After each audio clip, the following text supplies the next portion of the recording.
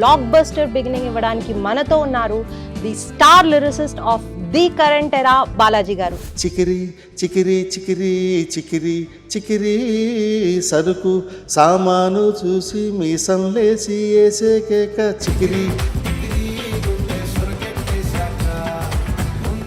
ఈ చిక్రీ వర్డ్ ఏదైతే ఉందో it's like trending on Google right now. So అసలు ఆ వర్డ్ కి మీరు ఎలా అరైవ్ అయ్యారు? అది ట్యూన్లోనే వచ్చిందండి. ఫస్ట్ మనకి సిచ్యువేషన్ బుచ్చిబాబు గారు చెప్తారు.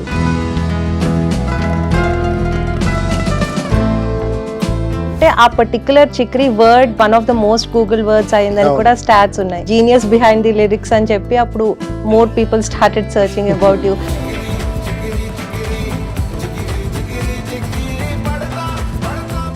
నేను రాసిన వాటిలో సాహిత్యం నచ్చిన పాటలు కొన్ని ఉంటాయి. ఆ దాంట్లో భలే ఉంటుంది ఆ లైను, ఓ సాథియా ఓ సాథియా ఓ చూపుకే పడిపోయా.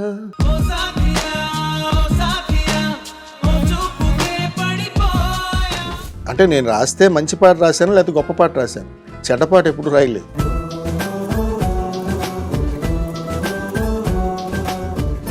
ఇక్కడ కూర్చొని మీరు ఇప్పుడు పేమెంట్ ఇస్తా అంటే ఇక్కడ రాస్తాను పాట.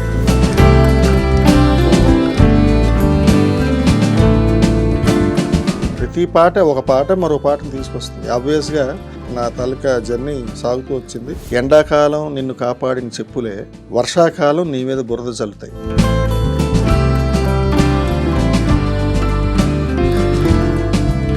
లైక్ ఇప్పుడు మీరు చూసుకుంటే ఉప్పెనంత సాంగ్ ఒక చాలా పెద్ద హిట్. నిన్ను చూసే కళ్ళకి లోకమంత ఇంకా ఎందుకో, రెండు అక్షరాల ప్రేమకి ఇన్ని శిక్షలెందుకో.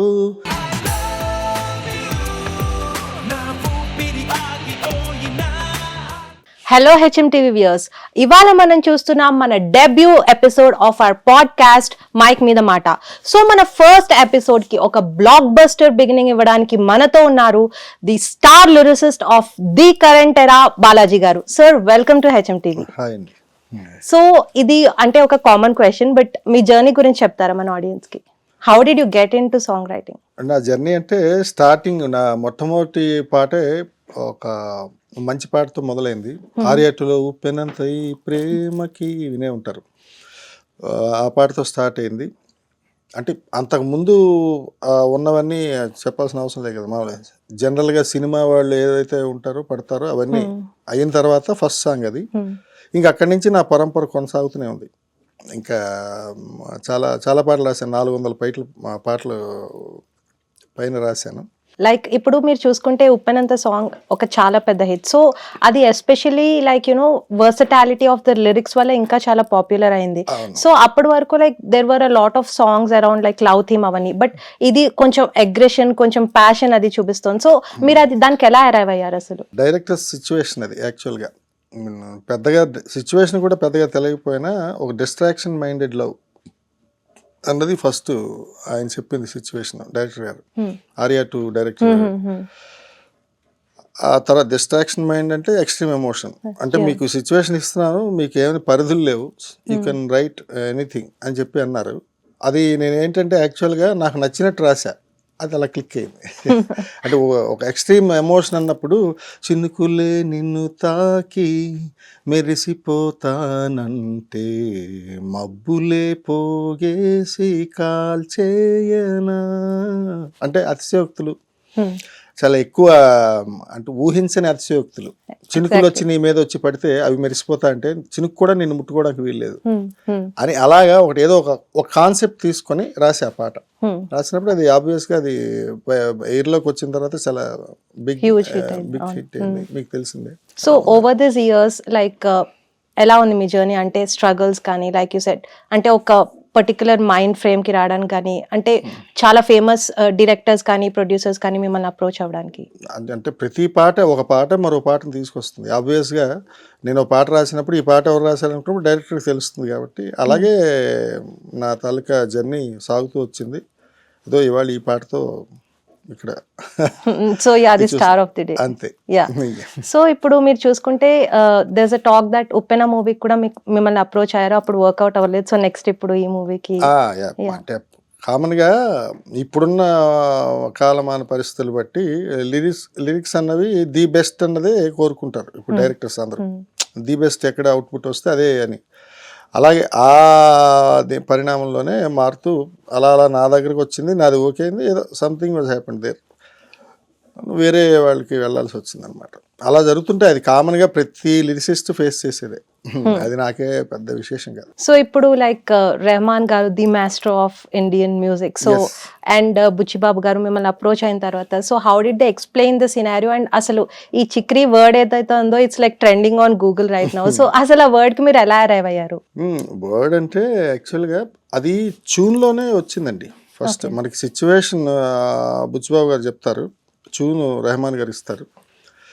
రెహమాన్ గారు ట్యూన్ ఇచ్చినప్పుడే చికిరి చికిరి చికిరి చికిరి చికిరి అని వచ్చింది ఫస్ట్. అంటే సమ్ చికినియో చికిత్తావో ఏదో అది వర్డ్, నేను ఆల్రెడీ 1 year నేను మర్చిపోయాను. అయితే మేము లాస్ట్ సిచ్యువేషన్ ఏం చెప్పారంటే డైరెక్టర్ గారు ఒక గ్రామీణ నేపథ్యంలో ఉండే ఒక బండోడు పాడుకునే పాట, ఒక అమ్మాయిని చూడగానే, అంటే ఇప్పుడు జనరల్గా ఇప్పుడు వచ్చే అమ్మాయిని ఎవరైనా చూస్తే ఒక లవ్ సాంగ్ వేరే దీంట్లో ఉంటుంది, కానీ ఇది కొంచెం ఓ మారుమూల ప్రాంతం, అందులో ఉత్తరాంధ్ర మాండలికంలో, అది కూడా కావాలి. ఒక బండోడి తాలూకు మనసు ఎలా ఉంటుందో, ఒక అమ్మాయిని చూడగానే ఎలా ఉంటుందో, ఆయన ఎక్స్ప్రెషన్ ఎలా ఉంటుందో అదే ఈ పాట యాక్చువల్గా రాశాను. అది పక్కన పెడితే ఫస్ట్ ట్యూన్లో చిక్రీ అన్నది మేము డిస్కస్ చేసుకున్నాం, నేను డైరెక్టర్ గారు డిస్కస్ చేసుకుని, ఇది మనం ఏదైనా ఒక కాయినింగ్ వర్డ్ పెట్టుకుంటే ఆ కాయినింగ్ వర్డ్ మీద పాట వెళ్తుంది. ఇప్పుడు ఏదో కొన్ని పాటలు ఉంటాయి, ఆ ఫలానా ఆ సాంగ్రా అంటారు, పల్లవి కూడా గుర్తుండదు అలాగా. అయితే లక్కీలీ ఇప్పుడు నా లిరిక్స్ కూడా గుర్తున్నాయి, అది చిక్రీ పెట్టినా కానీ అది చిక్రీ అలా కన్ఫర్మ్ చేసాం ఫస్ట్. ఆ చిక్రీ వరకు రాసుకొని ఎక్కడెక్కడ మధ్య మధ్యలో వస్తాయో చూసుకొని చిక్రీ, అది రెహమాన్ గారు కూడా చెప్పారు, మధ్య మధ్యలో చిక్రీ అన్నది పెడితే రిజిస్టర్ అవుతుంది సాంగ్ అని చెప్పి అక్కడ పాడిస్తున్నప్పుడు నేను పక్కనే అక్కడ కూర్చొని రాశాను. ఇప్పుడు సరుకు సామాను చూసి మీసం లేసి వేసే కేక, ఉరికి పరిగెట్ట గుంటె సొరకెట్టేశాక అని నేను రాశాను. ఆయన సరుకు సామాను చూసి మీసం లేసి వేసే కేక, చికిరి చికిరి గుంటె సొరకెట్టేశాక అని ఆయన చెప్పారు. అక్కడ చికిరి వేద్దాం, అది రిజిస్టర్ అవుతుంది పాటలని. ఓవరాల్గా అది చిక్రీ సాంగ్ అని మీకు తెలిసిందే కదా. సో లైక్ మొత్తం సాంగ్ అలా కూర్చొని పాడుతున్నప్పుడు రాసారు, లేకపోతే కొన్ని డేస్? లేదు, చాలా అంటే కొంచెం టైం ఉండింది అప్పుడు. మా పాట రాస్తున్నప్పుడు ఇంకా షూట్ టైం ఉంది, ఖాళీగా ఎందుకు వదిలిన. అప్పుడప్పుడు డైరెక్టర్ గారితో పరిచయం బాగా, అప్పుడు చాలా సంవత్సరాల పరిచయం ఉంది కాబట్టి ఆయనతో జర్నీ అలా ఒక 7-8 నెలలు ఉన్నా. అంటే ఏదో ది బెస్ట్ ఏదైనా లైన్ వస్తే ఆయనకి ఫోన్ చేయడము, లేకపోతే ఆయన ఆఫీస్కి వెళ్ళడం, లేకపోతే షూట్లో ఉంటే ఒకసారి అక్కడికి వెళ్ళి క్యారవాన్లో కూర్చొని మాట్లాడడం, ఓ అరగంట మాట్లాడడం, ఇది ఈ లైన్ బాగుంది, ఈ లైన్ అలా సరదాగా రాసుకుంటూ వచ్చాం. ఓవరాల్ మంచి అవుట్పుట్ వచ్చింది అనమాట. అబ్సల్యూట్లీ, ఎందుకంటే రీసెంట్ గా మనం చూసుకుంటే ఏఆర్ రెహమాన్ గారి కాన్సర్ట్ అయింది after 7 long years in Hyderabad.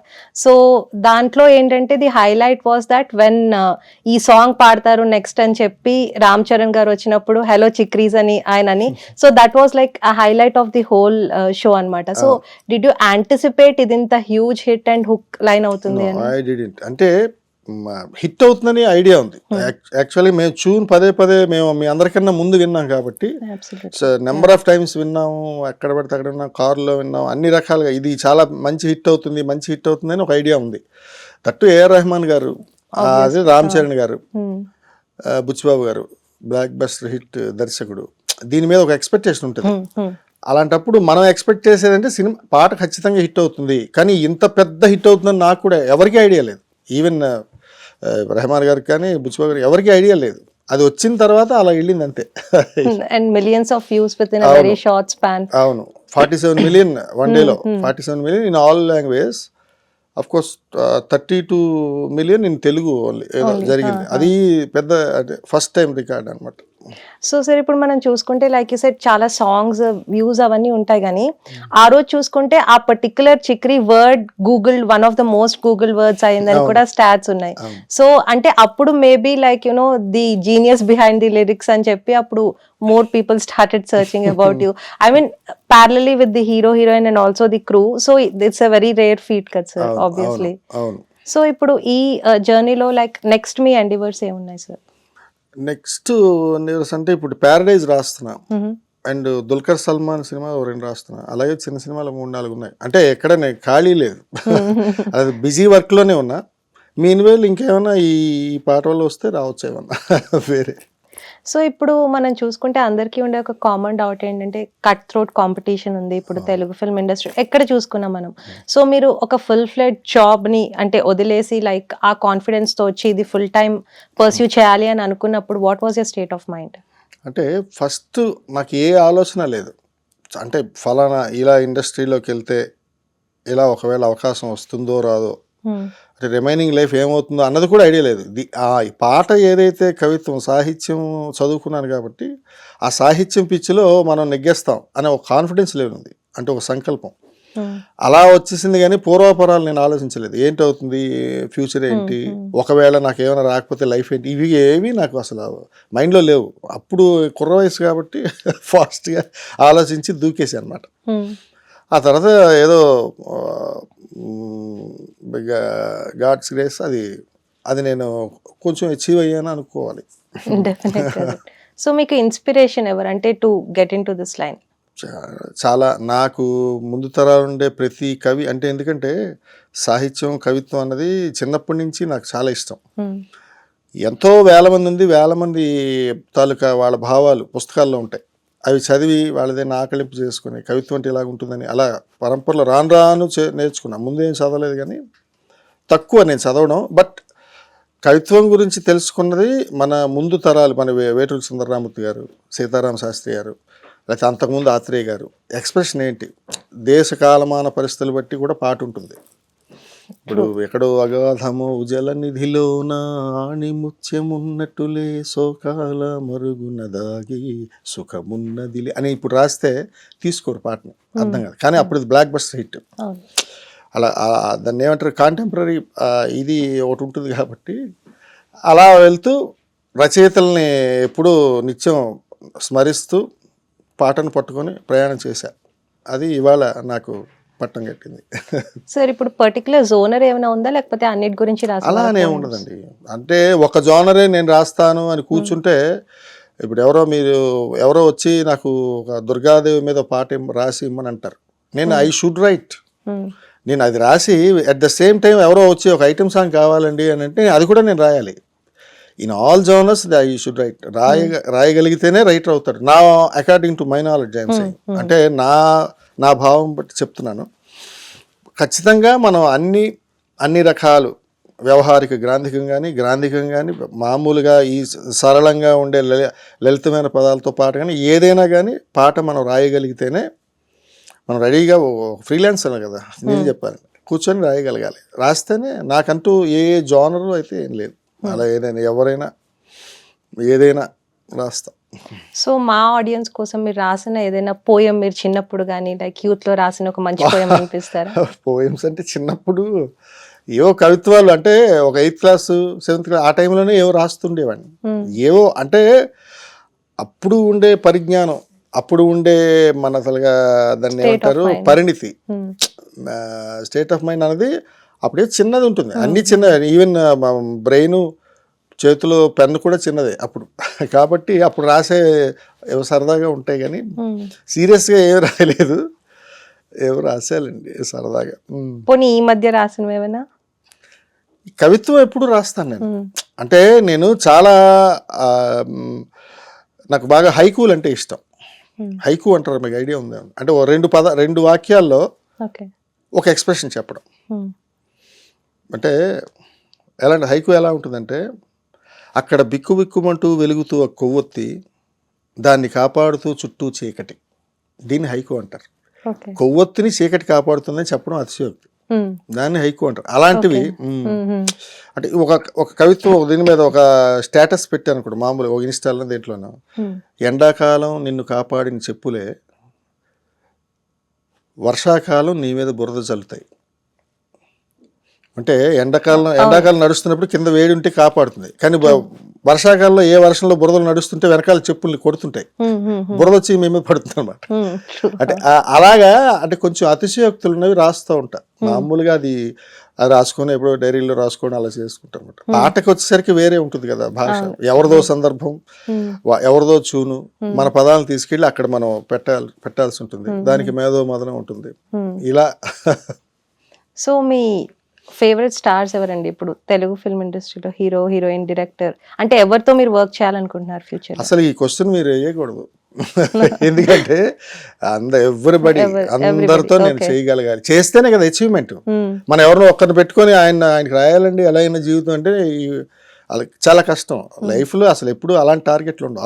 అందున ఇక్కడున్న లిమిటెడ్ ఒక చిన్న పరిమితి కలిగిన ఇండస్ట్రీ తెలుగు ఇండస్ట్రీ అంటే ఇంత లేదు, ఇంతే ఉంది. దీంట్లో ఉన్నది ఇంతమంది ఉంటారు, అంతమంది దగ్గరికి వెళ్ళాలి, రాయాలి, అందరి దగ్గర ప్రశంసలు పొందాలి, అప్పుడే కదా చప్పట్లు. సో ఇప్పుడు రైటర్స్ బ్లాక్ ని ఎలా హ్యాండిల్ చేస్తారు మీరు? రైటర్స్ బ్లాక్ అంటే ఇప్పుడు ఎప్పుడైనా మెయింటైన్ చేయడం అంటే పాట వస్తే రాయడం అదొకటే. ఇది ఎప్పుడు ఈ అందులో రైటర్ అన్నవాడు ఖచ్చితంగా ఏ రచయిత అయినా చాలా సెన్సిబుల్గా, చాలా ఎమోషనల్గా అలా ఉంటాయి మైండ్ సెట్స్ ఎవరికైనా. కాబట్టి పాట వచ్చినప్పుడు సునిశ్చితంగా పరిశీలించి ఈ పాట వస్తే ఎరగదీసి పక్కన పెడదాం, ఇలా ఉంటుంది థాట్ ప్రాసెస్. అంటే ఈ పాట ఒకసారి ఎయిర్లోకి వెళ్తే ఇంక అందరూ ఎప్పలాజే రావాలి అనే కాన్సెప్ట్తో ఉంటాడు ఎవరన్నా. ఈ రైటర్స్ బ్లాక్ అని మీరు అన్నారు కదా, అది ఒక్కోసారి కూర్చుంటే 10 నిమిషాల్లో ఓ పాట రాస్తా, లేదా 10 రోజులైనా ఒక అక్షరం రాదు ఒక్కోసారి. మీరు రైటర్ బ్లాక్ అదే కదా అడిగారు. అంటే ఎందుకంటే ఎక్కడో ఒక గోవా వెళ్ళిపోయి కూర్చొని రాస్తే పాట వస్తుంది, లేకపోతే ఎక్కడో ఒక శీతల ప్రదేశం లేకపోతే సముద్రం ఒడ్డు అలాంటివి ఉండవు. ఎందుకంటే అర్జెంటుగా డైరెక్టర్ కావాలంటే అక్కడ క్యారవాన్లో కూర్చొని రాయాల్సి వస్తుంది ఒక్కోసారి. కాకపోతే నేను నా ఇంట్లో కూర్చొని రాస్తాను. ఒకవేళ బ్లాక్ వచ్చినా బ్లాక్ కాఫీ తాగి హాయిగా బజ్జుంటాను, మళ్ళీ ఉదయం లేచి రాస్తాను. యాక్చువల్లీ నా నెక్స్ట్ క్వశ్చన్ అదే, ఏంటంటే మీకు ఏమైనా ఒక పర్టికులర్ స్పాట్ కానీ అలా ఎప్పుడు అంటే పెట్టుకుని ముందులో మనం అనుకున్నాం అనుకోండి, అది ఏ ఫోబియో కింద మారిపోతుంది. మనం అక్కడికే రాయాలి, అలాగే రాయాలి అనేది ఉంటుంది కాన్సెప్ట్. అవే ఉండవు. నేను ఇక్కడ కూర్చొని మీరు ఇప్పుడు పేమెంట్ ఇస్తా అంటే ఇక్కడ రాస్తా పాట. ఓకే, సో అది అంటే వెరీ అడాప్టివ్ మైండ్ సెట్ అన్నమాట, విచ్ ఇస్ ట్రూ. సార్ ఇప్పుడు మనం చూసుకుంటే like we have spoken about competition one thing, ఇంకోటి ఇప్పుడు వచ్చి మీరు చెప్పినట్టు ఓవర్ నైట్ కొందరికి అచీవ్మెంట్ వస్తుంది, కొందరికి చాలా టైం పట్టొచ్చు. సో డిస్కరేజ్ అవ్వకుండా కంటిన్యూ అవ్వడానికి అలా అంటే మీరు ఎలా తీసుకుంటారా మోటివేషన్ని, అండ్ ఏం అడ్వైజ్ ఇస్తారు to all the upcoming writers? Upcoming writers ఎవరికైనా అండి, అది ఏ ఫీల్డ్ అయినా, ఒట్టి ఈ సినిమా పరిశ్రమనే కాదు, ఫెయిల్యూర్ అన్నది ఖచ్చితంగా దేనికైనా ఉంటుంది. అది మీరు ఎక్కడికైనా వెళ్ళలేదు. ఫెయిల్యూర్ అన్నది వెరీ ఫస్ట్ బేసిక్గా మనం ఫేస్ చేయాల్సింది ఫెయిల్యూర్. ఇప్పుడు మీరు చిన్న పెట్టకథ చెప్తాను మీకు. కష్టం సుఖం రెండు ఉంటాయి కదా, ఆ రెండు పక్క పక్కన కూర్చొని మాట్లాడుకుంటున్నాయట. కష్టం అంటుందట, బోరు నేడుస్తుంది, కష్టం ఏడ్చి సుఖంతో అంటుందట, అందరూ నిన్నే కోరుకుంటారు, నన్ను ఎవరూ కోరుకోరు, నాకు ఎందుకు ఇలాంటి లైఫ్ ఇచ్చాడో దేవుడు భగవంతుడు అని. అంటే అప్పుడు సుఖం అంటుందట, ఎవరే పిచ్చివాడా, ఈ ప్రపంచంలో ఎవరైనా దేవుడైనా ఫస్ట్ నీ దగ్గరికి వచ్చిన తర్వాతే నా దగ్గరికి వస్తారంటుంది. కష్టం దగ్గరికి వెళ్ళిన తర్వాతే సుఖానికి వస్తారు. కాబట్టి ఎవరికో మనం స్టేట్మెంట్ ఇచ్చి అప్కమింగ్ రైటర్స్కి మనం ఏదైనా చెప్పడం అన్నది కూడా అది అంత ఇది కాదు. దానివల్ల అంటే వచ్చిన వాళ్ళు ఏంటంటే నేను ఖచ్చితంగా కొడతాను ఒక ధృతి సంకల్పం ఉంటేనే రావాలి. ఎవరైనా ఇవాళ రావచ్చు, 2 సంవత్సరాల తర్వాత రావచ్చు, 10 సంవత్సరాల తర్వాత రావచ్చు, వెయిట్ చేయాలి, వెయిట్ అండ్ సీ. అది నువ్వు దీంట్లో సంకల్పం, నీ మీద నీకు నమ్మకం ఉండి నేను రాయగలను, నేను చేయగలను, లేదా నేను పాడగలను, లేక అది ఏ ఫీల్డ్ అయినా కానీ నువ్వు చేయగలిగితే, దాని మీద ఒకటి సాధన చేయగలిగితే డెఫినెట్గా సాధిస్తావు. ఎందుకంటే వాళ్ళు సాధిస్తారు లేదన్నది వాళ్ళకి తెలియదు, మనకి తెలియదు. అలాంటప్పుడు ఏం ఉండాలి? ఓన్లీ సంకల్పం ఉండాలి, ఒక కాన్ఫిడెన్స్ ఉండాలి, యాటిట్యూడ్ ఉండాలి, సాధించాలనే యాటిట్యూడ్, వేరేది కాదు. కాబట్టి అలా వాళ్ళకి ఏంటంటే ఈ అప్కమింగ్ వాళ్ళకి అసలు మనం ఏమి సలహాలు ఇవ్వకూడదు. వాళ్ళ మనస్సులో ఏం తీసుకుంటారో నిర్ణయం, వాళ్ళు నిజంగా సంకల్పం డెఫినెట్గా పైకి వస్తారు. మనమే ఇవ్వకూడదు కూడా. మనం సలహా ఇచ్చేంత స్థాయిలో కూడా ఉన్నాం లేదు నాకు తెలియదు, కానీ చెప్తున్నా మామూలు. గో త్రూ అయ్యారు all these in span of years కాబట్టి అందుకు అంటే ఒక కైండ్ అది ఉంటాయండి. అదే చెప్తున్నా కదా, ఏది ఆ, ఆ, ఎప్పుడు ఏ దారి కూడా చక్కని రహదారి వేసి ఉండదు. మనది అక్కడ ముళ్ళు ఉంటాయి, రాళ్ళు ఉంటాయి, పువ్వులు కూడా మధ్య మధ్యలో తగులుతాయి. అప్పుడు మెత్తగా అనిపిస్తుంది, అప్పుడు మళ్ళీ వెంటనే ముళ్ళు రావచ్చు. మన గమ్యం డెస్టినీ ఏంటో అది పెట్టుకొని మన ప్రయాణం చేయడం, ఎక్కడ ఆగకుండా. అదొక్కటే ఎవరు చేసినా కానీ మన సలహా ఇవ్వక్కర్లే, వచ్చిన వాళ్ళు కూడా అదే చేస్తారు. ట్రూ. సో మీరు ఇప్పుడు రాసిన ఇన్ని సాంగ్స్ లో లైక్ అఫ్ కోర్స్ అన్ని మీ పర్సనల్ ఫేవరెట్స్ ఉంటాయి, బట్ ఏది మీరు చాలా అంటే డెడికేషన్ తో చూసుకున్న తర్వాత వావ్ అని అనిపించింది? అలా డెడికేషన్ అన్ని పాటలకి ఉంటుందండి. ఎందుకంటే ఒక చిన్న హీరోకి రాసింది ఒకలాగా, ఓ పెద్ద హీరో రాసింది ఒకలాగా ఉండదు ఎప్పుడు. అదే నా పెన్నే, నా బ్రెయినే, నా ఆలోచనే, ప్రొడ్యూసర్స్ ఇచ్చిన పేమెంట్సే. కాబట్టి ప్రతి దగ్గర మా చాలా దీక్షతో పాట రాస్తాను. అంటే ఏదో దీంతో ఇలా తేల్చేద్దాం అని ఉండదు. కొన్ని పాటలు ఏంటంటే కొంచెం ఎక్కువ ఆలోచించినప్పుడు అంటే సాహిత్యం కోసం వెతుక్కుంటూ వెళ్తుంది బ్రెయిన్. ఎప్పుడు ఎక్కడో సబ్ కాన్షియస్లో పడుకున్నా నిద్రలోంచి లేచి పాట రాసిన సందర్భాలు ఉన్నాయి. అంటే సబ్ కాన్షియస్ పనిచేస్తుంటుంది మైండ్. అలాగే కొన్ని పాటలు తెలియకుండా గొప్పగా వస్తాయి. కొన్ని పాటలు మామూలుగా, అంటే నేను రాస్తే మంచి పాట రాశాను, లేకపోతే గొప్ప పాట రాశాను, చెడ్డ పాట ఎప్పుడు రాయలేదు. ఈ రెండే ఉంటాయి, మంచి పాట రాసా లేదంటే గొప్ప పాట. ఈ రెండు మంచి ఒకదే చూసి. కాబట్టి సో కొన్ని ఏమైనా నేమ్ చేస్తారా మీ పర్సనల్ ఫేవరెట్స్? నేమ్స్ అలా చెప్పలేను, కానీ నేను రాసిన వాటిలో సాహిత్యం నచ్చిన పాటలు కొన్ని ఉంటాయి. ఆ దాంట్లో భలే ఉంటుంది ఆ లైను. ఇప్పుడు నా ఇష్టంలో పాట ఉంటుంది, ఓ సాథియా ఓ సాథియా ఓ చూపుకే పడిపోయా అని ఒక పాట ఉంటుంది. రాణా జెనీలియా హీరోయిన్. అయితే దాంట్లో చరణాల్లో నాకు బాగా ఇష్టం, నా మనసంతా చెరిపి నీ రూపం గీసావే, నీ బరువే మోపి నన్ను తేలిక చేశావే, నా గుండెల చప్పుడు కన్నా నీ అలికిడితో బ్రతికున్నా, నన్ను కాదని తెలిసిన సమయం నా ఊపిరికెందుకు ప్రాణం. ఇలా నడుస్తూ ఉంటుంది పాట అంతా. నీ శకునం కోసం చూసే ప్రతి సెకనుకు నిమిషాలెన్నో అని ఇలాగా కొన్ని ఎక్స్ప్రెషన్లు చాలా నాకు బాగా ఇష్టం. అలాంటివన్నీ రాయడం, సాహిత్యం రాసినప్పుడు ఓసారి మనం ఇలా అనుకునే సందర్భాలు ఉంటాయి. అదే మనం ఇలా అనుకునే కాబట్టి ఉంటాయి పాటలు. ఎందుకు చాలా వాటిలో చాలా పాటలు రాశా. అంటే కొన్ని సినిమాలు అలా వచ్చి అలా వెళ్ళి ఉంటాయి, వాటిలో మంచి పాటలు వచ్చి పోయిన ఉంటాయి. మా ఆ క్షణంలో ఒక్కోసారి బాధ అనిపిస్తుంది, అయ్యో మంచి పాట పెట్టామే, మంచి ఎఫర్ట్ పెట్టామే దీనికి అని కూడా ఉంటాయి. అది చెప్తాను కదా, ఎదమెద్దంగా ఇదే ఉంటుంది ఇలాగని ఏది ఉండదు, అన్ని అలా జరుగుతూ పోతుంది. సో మీరు అన్నట్టు కొన్ని అన్ఎక్స్పెక్టెడ్వి చాలా హ్యూజ్ ఇది అవ్వచ్చు, కొన్ని చాలా అవుతాయి. అమర్ అక్బర్ ఆంథోనీ రవితేజ గారి మూవీలో 2 పాటలు రాశా. దాంట్లో ఒక మోటివేషనల్ సాంగ్ రాశా. అంటే అది ఓపెనింగ్లోనే వస్తుంది, హీరో ఇంట్రడక్షన్ లాగా వస్తుంది. దాంట్లో చాలా గొప్ప లైన్లు రాశా. అంటే ఆ సినిమా అఫ్కోర్స్ సక్సెస్ రేట్ అన్నది తక్కువ ఉండబట్టి ఆ పాట దాంట్లో అది గుప్పెట దాగిన బలమెంతో, గుండెలు దాచిన తెగువెంతో, చూడకపోతే తెలియదు బతుకెంతో.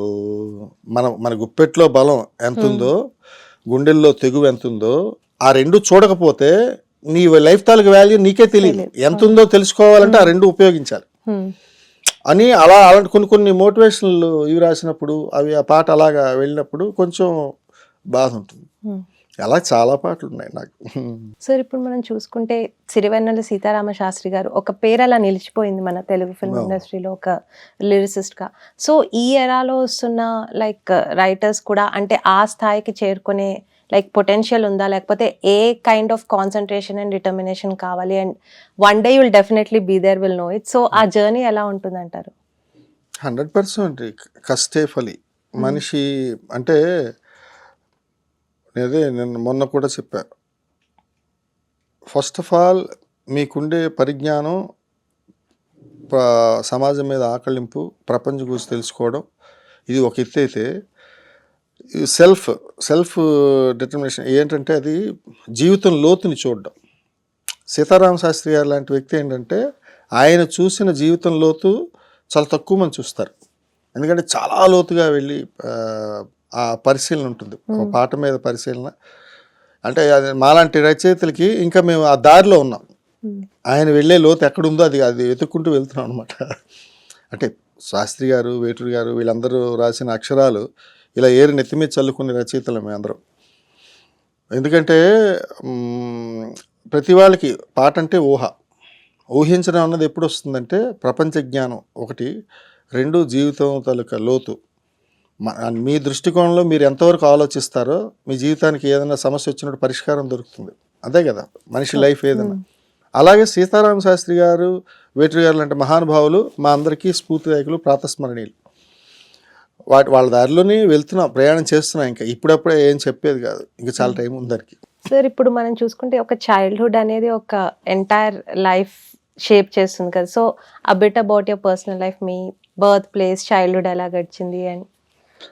నేను విజయనగరం అని, ఉత్తరాంధ్రలో విజయనగరం మీకు ఐడియా ఉంటుంది, విశాఖపట్నం విజయనగరం జిల్లాలో మా తెర్లాం అనే ఊర్లో మా తాతగారి ఊరు, అది మా అమ్మమ్మ గారి ఊరు అనమాట. అక్కడ అప్ టు 10th వరకు అక్కడే చదువుకున్నాం. ఆ తర్వాత విజయనగరంలో భాషా ప్రవీణ సంస్కృత కళాశాలలో అలాగ నడుస్తూ ఎంఏ యూనివర్సిటీ, ఆంధ్ర యూనివర్సిటీలో ఎంఏ చేశాను, డబుల్ ఎంఏ చేశాను.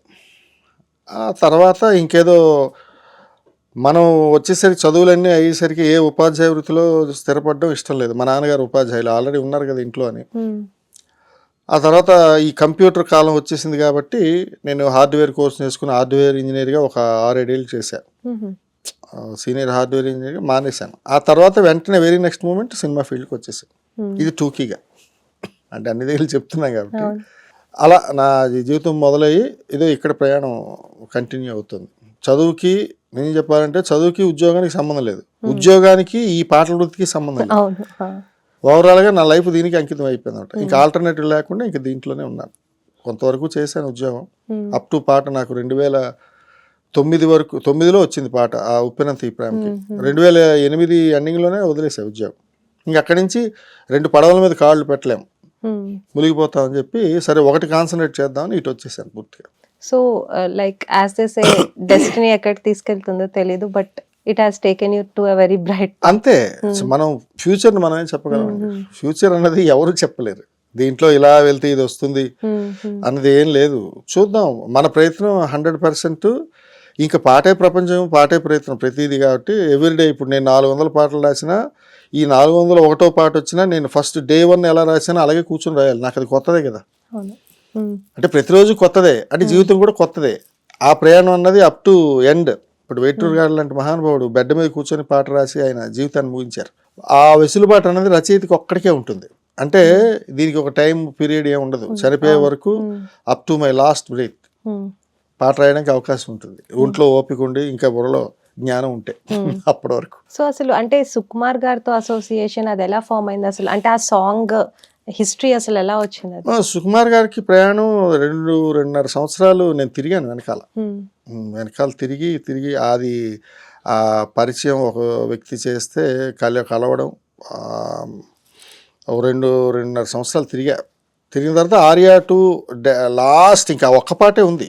ఆ చివరిలో మీకు ఇస్తున్నా కానీ పాట బాగా రాస్తేనే, లేకపోతే ఇవ్వనని చెప్పారు. వేరే వాళ్ళు రాస్తున్నారు ఈ పాటని, మీకు మీ పాట నాకు నచ్చితేనే మీకు ఇస్తా అని చెప్పారు కూడా. అంటే నేను నచ్చేటట్టు రాశానేమో. తక్కువని ఆయన లేచి పాట వినిపించగానే భుజం మీద చేసి మీరు ఇంత బాగా రాస్తారని తెలిస్తే తిప్పించేవాడిని కదా ఇన్నాళ్ళు అన్నారు.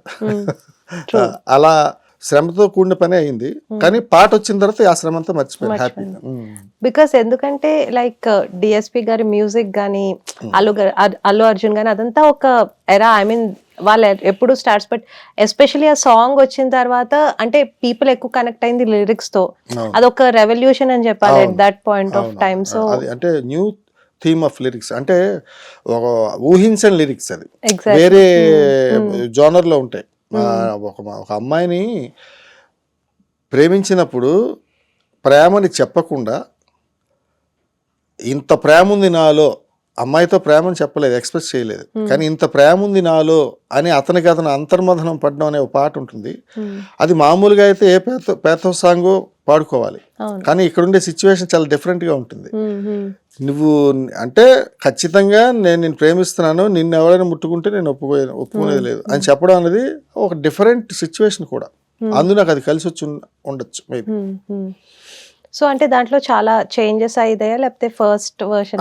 ఫస్ట్ చరణాలు ఫస్ట్ ఏవి రాశానో అవే ఉన్నాయి. పల్లవి మాత్రం చాలా రోజులు, అంటే అది కూడా ఇప్పుడు ఈ పాట చిక్రీ పాట రాసినట్టే అది ఎలాగ టైం ఉంది, ఇంకా చాలా ఒక నెల రోజులు ఉంటుంది టైం. ఆ నెల రోజుల్లో అప్పుడప్పుడు వెళ్ళి నేను కలిసి సరే ఈ లైన్ బాగుంటుందా, ఈ లైన్ బాగుంటుందా, ఈ లైన్ బాగుంటుందా.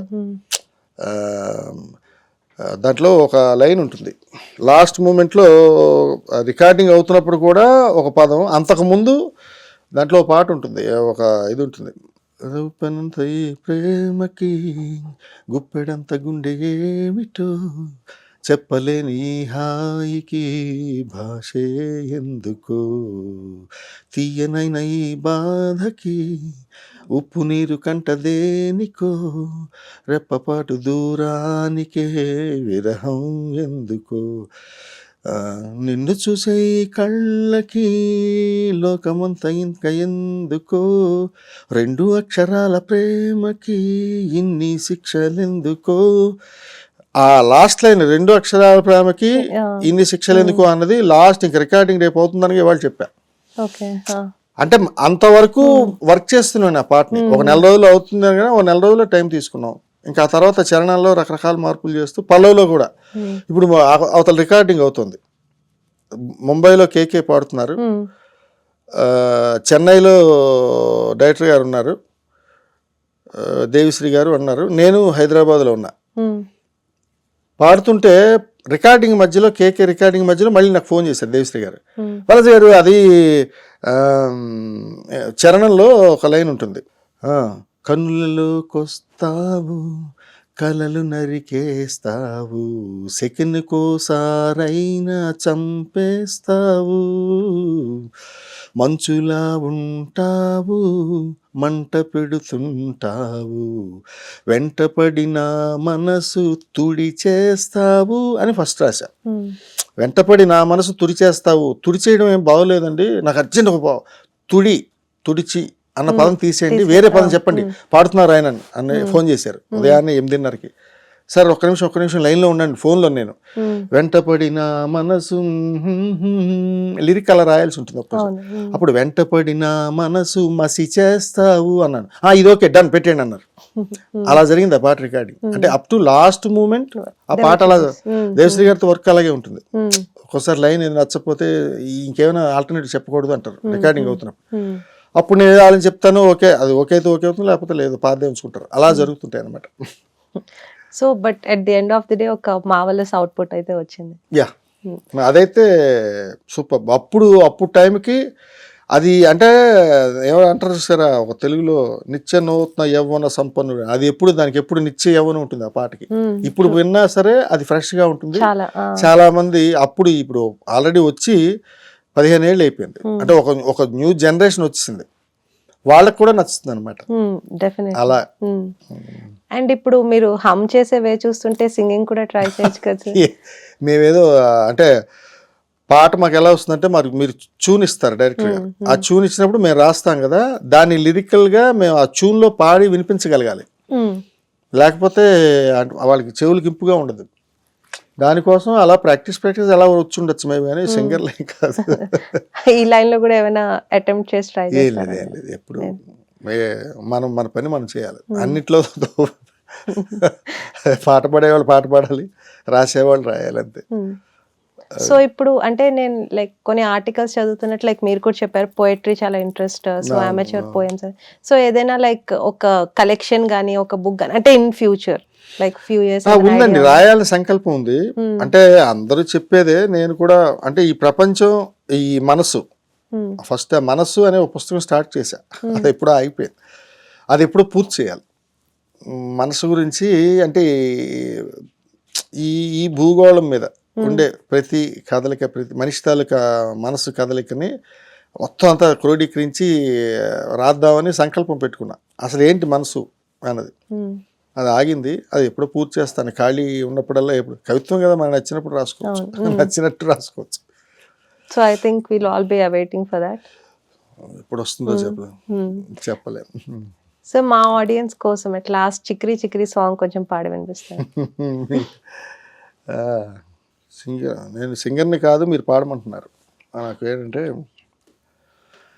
ఆ చంద్రుల్లో ముక్క జారిందేది నక్క, నా ఒళ్ళంతా ఆడిందే తైతక్క, దీనందాలో లెక్క దీనేశాలో తిక్క, నా గుండెల్లో పోతా ఉందే ఉక్క, చికిరి చికిరి చికిరి చికిరి చికిరి సరుకు సామాను చూసి మీసంలేసి వేసే కేక, చికిరి చికిరి గుంటె సొరకెట్టేశాక, ముందు వెనక ఈడే గాలి కొగ్గేసిందే పిల్ల, చికిరి చికిరి ఆడంగుల మచ్చైందిల్లా, ఆ చంద్రుల్లో ముక్క జారిందేది నక్క, నా ఒళ్ళంతా ఆడిందే తైతక్క. Amazing sir, thank you so much. Thank you. And మా హెచ్ఎంటీవీ డెబ్యూ పాడ్కాస్ట్ షోకి ఇంత బ్లాక్ బస్టర్ బిగినింగ్ ఇచ్చినందుకు థ్యాంక్ యూ సో మచ్. ఇదే మొదటి episode. Yes, sir. Okay. Yeah, thank you so much for giving us this much awaited blockbuster episode.